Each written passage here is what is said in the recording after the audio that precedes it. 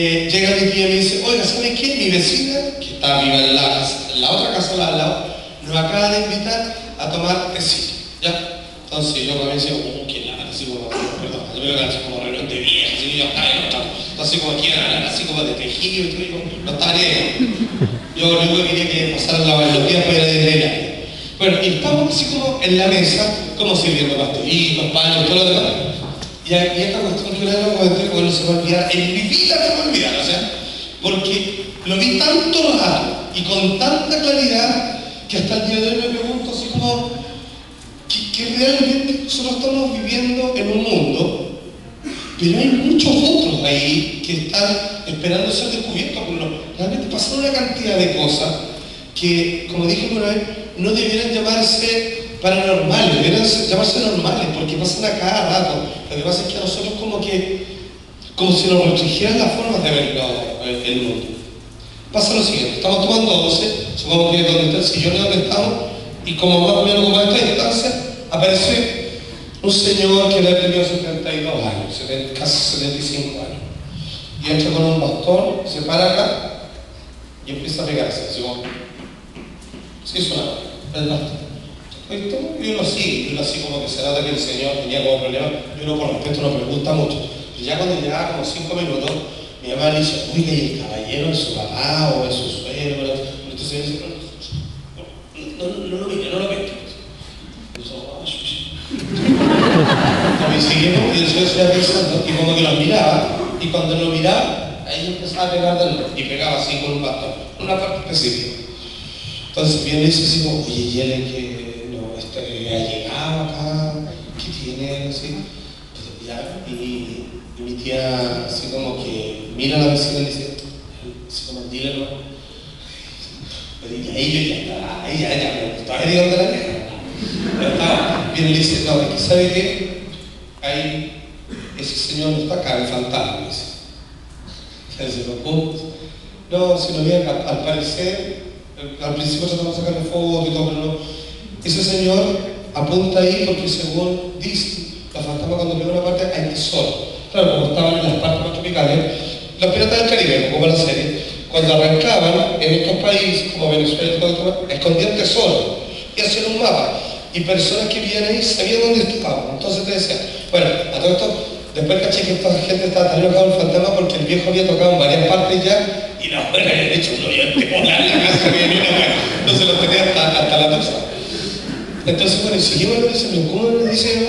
Es un fantasma, o sea que no está ahí. O sea que si yo voy lo toco como se parece, no, ni siquiera. De hecho, si usted se acerca, él va a desaparecer. Y yo estaba así. Dale. Sí. Le dice, pero en serio, mi mamá, ¿qué? No sé. Y me dijo, ya, y mi mamá se corre, y el señor al tiro se corre, ya, me cae. Y se pone así, y va a dar un paso así como, puta, hasta acá no me llegó, como si no yo sé. Bueno, y al igual que el depredador, así que caché cuando tenía como ese termo camuflaje, comenzó como a fundirse con el fondo, así. Bueno, y desapareció. Bueno, no dormí en 2 días, pero qué felicidad. O sea, dije, bueno, no puedo creerlo. O sea, es una cosa impresionante. O sea, y yo miraba y decía, pero sigamos hablando de esto. O sea, acá hay un fantasma y así con rojo, y clarito, no es como una nubecita, es clarísimo. Sí, le dice, no sé qué es típico, pero molesta, ¿no? Así como que molesta, así. Pero yo pensaba, ¿y por qué no trae científico? ¿Por qué no trae gente que dice que esto no existe y le muestra estas cosas? No se dan las cuestiones. Y ahí me di cuenta de que en realidad en la vida, en este existen varios mundos paralelos. Y como que cada uno quiere ver uno solo, y que es como el suyo. Y como que así son las cosas, y así se trabaja, y la plata es para esto, no sé, y los demás no existen, los demás son todas tonteras. Pero bueno, yo en ese momento decidí ampliar el espectro. Dije, no, yo no me voy a quedar con un mundo, voy a tratar de agarrar todos los que pueda.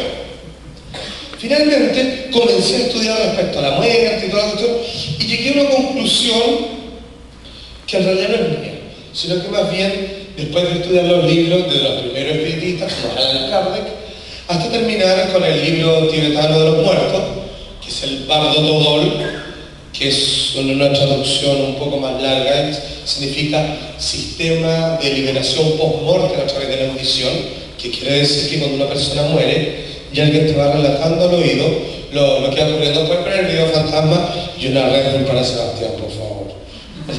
Ya, muchas gracias. Y sin audio, sí. Y así con audio bajito. El audio es solo de referencia en este caso. Bueno. ¿Qué es lo que pasa? Que me di cuenta, o más bien dicho entendí, después de todas las explicaciones leídas posibles, es que un fantasma, si sirve de consuelo para muchos, si tienen algún ser querido rondando por ahí todavía, en fin, no es la persona, pero sí una parte de ella. ¿Cómo explicar? Una persona es un conjunto de emociones, percepciones, tendencias, que en algún momento tuvo un cuerpo físico. Cuando ese cuerpo físico, cuando ese automóvil deja de funcionar, parte de esas energías con características de personalidad, terminan anidándose como si fuera una estufa que cuando uno ya no quiere tenerla más, porque ya te abrigaste, te fuiste a acostar, y uno la apaga, como esa estufa parafina, por ejemplo. Si uno va de cerca y uno le levanta la cocina, se da cuenta que todavía hay una llama.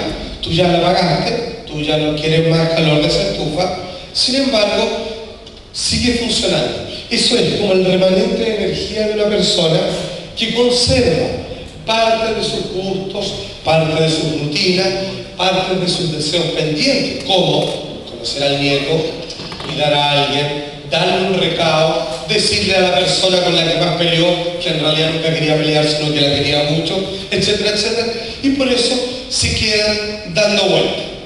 Estos son videos en general que se encuentran en internet, que son compilados de distintos tipos de fantasmas y manifestaciones poltergeist como esta, que podría parecer de las más sencillas, pero obviamente lo que estamos viendo son las cámaras de una televisión profesional en donde no hay ninguna simulación y pasan cosas tan extrañas o tan difíciles que es como girar la manija, obviamente, de una puerta.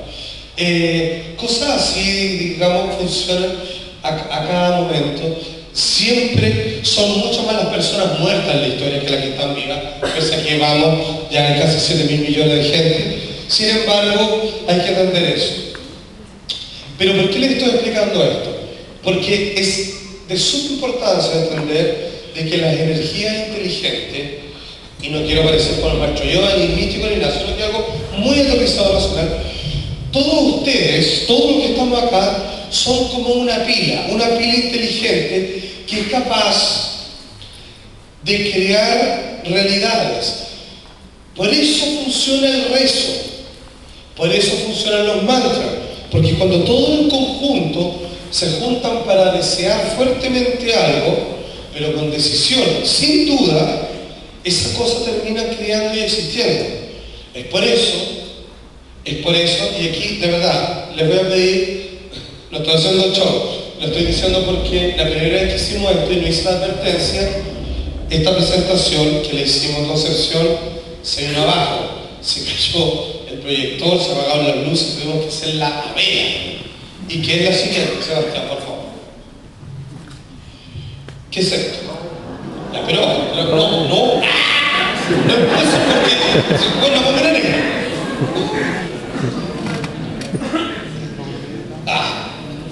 Ya, mírenlo, pero con la distancia desafiante. Somos más que él, para que este cabrón no nos caiga. ¿Qué es lo que pasa? Lo traigo no por un ejemplo personal, sino que esto es un ejemplo clarísimo de cómo resulta cuando nosotros queremos creer algo y el poder que le podemos dar a un objeto que es como una manifestación pictórica de un niño llorando. La mitología que rodea, digamos, al pintor que hizo esta serie de niños llorones, que le llaman, es que él, siendo parte de la milicia en la Segunda Guerra Mundial en Italia para Mussolini, en algún momento, no sé si arrepentido, pero queriendo claramente cambiar de vida, decide convertirse en pintor. Jamás había pintado nada en su vida y de repente decide pasar a la pintura. Y aquí comienzan los mitos, porque el tipo llegó a tener un éxito inmediato, siendo que no, y el tipo realmente pintó bien, pero en términos de realismo. Sin embargo, algunos dicen como que había hecho un pacto con el diablo porque de dónde sacó ese talento oculto y que también que se comenzaron a vender sus pinturas hasta el día de hoy como pan fresco. Pues bien, Otros dicen, y creo que esto sí puede vincularse con la realidad, que cuando él estaba en medio de la guerra comenzó a hacer sus primeros bocetos. Y al parecer dice que él pinta niños llorando porque él se conmovía, porque cuando iban a las distintas ciudades donde la guerra había golpeado fuerte, él retrataba niños muertos. Niños que habían muerto producto de las bombas, la explosión, los derrumbamientos, en fin. Y él lo que hacía era abrirle los ojos. Los pintaba porque se quedaban, estando en calidad de cadáver, lo suficientemente quietos para ellos y lograba él dibujarlos con paciencia, pero él abría los ojos y abrirlos solamente lo hacían para una cosa que era para llorar, por esa terrible angustia que le quitó, digamos, la guerra, la vida de sus manos. Ok, pueden decir que esto es un demonio que se lo está comiendo, podemos decir muchas cosas. De hecho, incluso esto que acabo de decir nos consta, pero sí nos consta algo. Y si lo que acabamos de decir lo creemos, y porque es bastante posible, al menos una de ellas, comenzamos a otorgarle a esto un poder infinito. De hecho, lo que estoy mostrando en este momento, y lo que mostré, que llevamos a ir a eso en el programa de la mañana, el de la red, es no el cuadro original que se vende, que no hay ningún solo ayuno original, de hecho, sino que es una impresión a color, una impresora láser, de una foto sacada de internet. O sea, imagínate, ¿cómo puede llegar a tener poder eso? Porque no tiene poder, el poder se lo damos nosotros, que es lo que quería explicarle lo mismo a los fantasmas.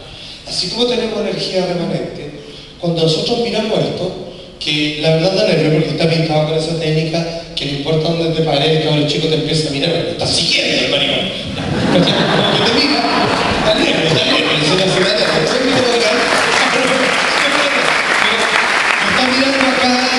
importa dónde te pongas, así que da cosa. Nosotros le estamos adjudicando todo ese poder, de ahí que sí, el poder de regresión, porque todos estamos construyendo la realidad de que esto sea capaz de provocar maldición. De hecho, es loco, pero comenzó a manifestarse cosas, todo lo que lo demostraron real, por lo menos real de que no hubo manipulación alguna de nuestra parte, se lo juro por mí, por eso. Es lo siguiente, mira, podemos ver el video del matinal, porque esto ni siquiera nosotros lo descubrimos. Mira, fíjense por esta línea, ahí empezó a caer una gota. Es como si llorara el árbol, como si fuera una palabra maravillosa. Y después cae otra gota más clarita por ahí. ¿Cachai cómo va por la parte café? Y hay otra que le sigue un poco más arriba.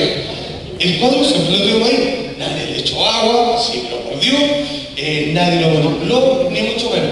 De repente el cuadro comenzó a llorar. Trajimos gente para que averiguara. Y hubo varias explicaciones racionales. Por ejemplo, ustedes saben que en los estudios de televisión hace mucho calor. Entonces, si este cuadro tenía condensada humedad de la noche, por ejemplo, podría haber ocurrido eso. Pero primero, eso se imprimió hace recién una hora. Por otro lado, eso nunca había pasado antes con otra fotografía. Entonces, obviamente, comienzan a caerse las teorías más racionales y quedamos simplemente con una nueva explicación. Mira, la café de repente comienza a decir así: el cuadro lloró, es una cosa impresionante. O eso era la idea. Y eso simplemente, como les digo, eso lo vimos 5 días después porque la gente empezó a notarlo. Pero la más heavy fue esta, que incluso tratamos de invitarle en el estudio para ver qué pudo haber pasado y no pudimos hacerlo. Y es que una taza se movió sola, no solo se mueve, sino que además se gira. O sea, mover algo y girándolo sin agarrarla es muy complicado. Habría que, sí, como que no sé, ni imagino cómo hacerlo. Esta taza que está acá. Bien. Ahí se ve un poco. Ahí fue el agua que se vio.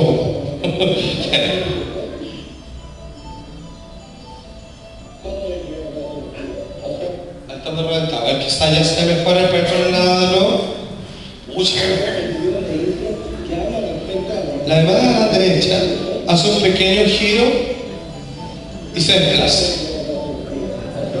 Hace eso, es muy sutil, pero sin embargo no corresponde a que nadie le empujara de los que estaban al lado. De hecho, ese hombre que se ve ahí es de Felipe Vidal, acá al lado no tenía a nadie, y obviamente yo no lo hice, ni lo pude haber simulado, ni adrede, ni por casualidad, obviamente con los codos. Simplemente entender que eso es simplemente una prueba, y aquí viene lo maravilloso, porque nos vamos a ir acercando a eso, que tiene que ver con el poder que ustedes tienen y que muchos no son conscientes